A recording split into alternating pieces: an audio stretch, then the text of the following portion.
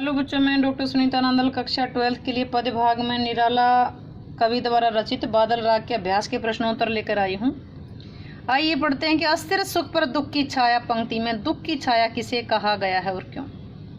अस्थिर सुख पर दुख की छाया पंक्ति में दुख की छाया क्रांति अथवा विनाश का प्रतीक है। सुविधा भोगी लोगों के पास, यानी जो पूंजीपति हैं, जो बड़े लोग हैं, धनवान हैं, सुविधा भोगी लोगों के पास सुख के अनेक साधन होते हैं, इसलिए वे क्रांति से हमेशा डरते हैं।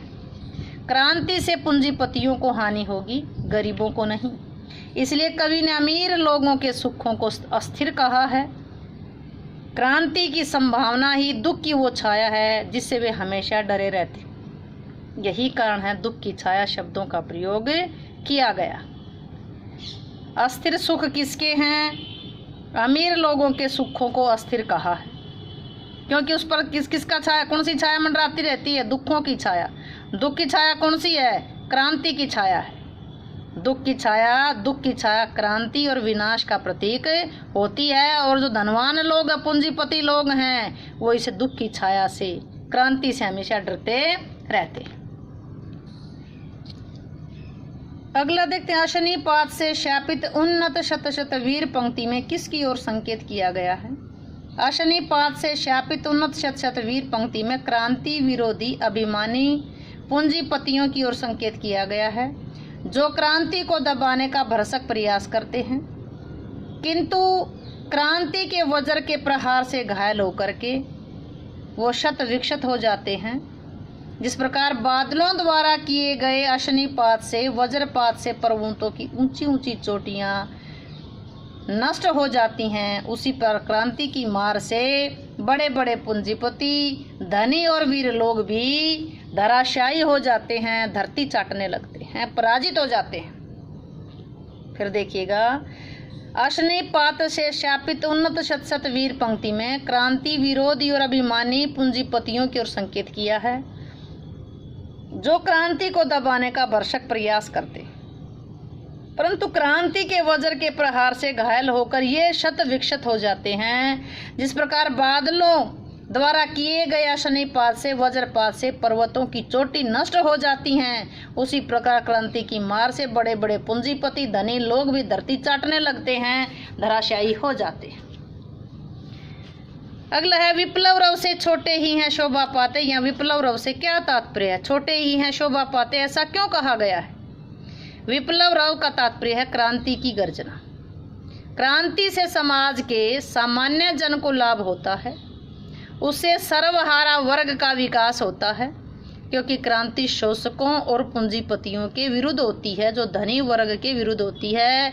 संसार में जहाँ कहीं क्रांति हुई है, वह पूंजीपतियों का विनाश हुआ है और गरीब लोगों की हालत सुधरी है। इसलिए कवि ने इस भाव के लिए छोटे ही हैं शोभा पाते शब्दों का प्रयोग किया है, क्योंकि क्रांति से हमेशा छोटे यानी गरीब वर्ग का भला हुआ है। बादलों के आगमन से प्रकृति में होने वाले किन किन परिवर्तनों को कविता रेखांकित करते कि बादल आते हैं तो क्या क्या परिवर्तन होते हैं। बादल आते हैं तो असंख्य परिवर्तन होते हैं। तेज हवा चलने लगती है, बादल गरजने लगते हैं, मूसलाधार बारिश होती है, ओलों की वर्षा होती है, बिजली गिरने से ऊंचे ऊंचे पर्वत भी नष्ट हो जाते हैं, परंतु छोटे छोटे पौधे वर्षा का पानी पा करके प्रसन्नता से खिल उठते हैं। इसी प्रकार कमलों से पानी की बूंदें झरने लगती।